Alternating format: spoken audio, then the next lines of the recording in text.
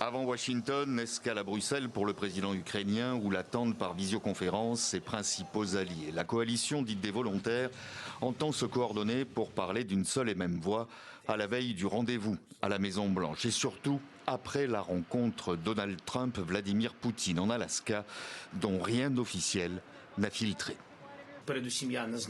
Je ne sais pas exactement de quoi Poutine et le président Trump ont parlé.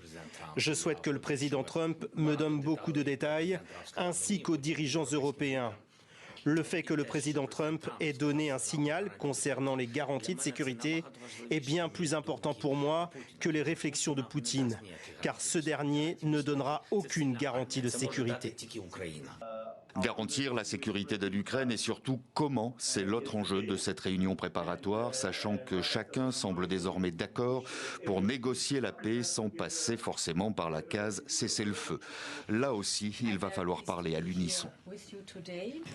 Tout d'abord, nous devons disposer de garanties de sécurité solides afin de protéger à la fois l'Ukraine et les intérêts vitaux de l'Europe en matière de sécurité. L'Ukraine doit pouvoir conserver sa souveraineté et son intégrité territoriale. Il ne peut y avoir aucune restriction imposée aux forces armées ukrainiennes.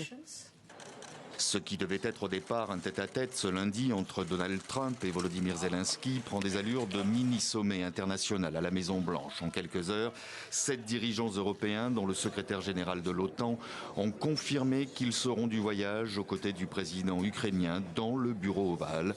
De quoi se sentir un peu moins seul après l'expérience au goût amer de février dernier, où l'humiliation façon Donald Trump était à l'ordre du jour.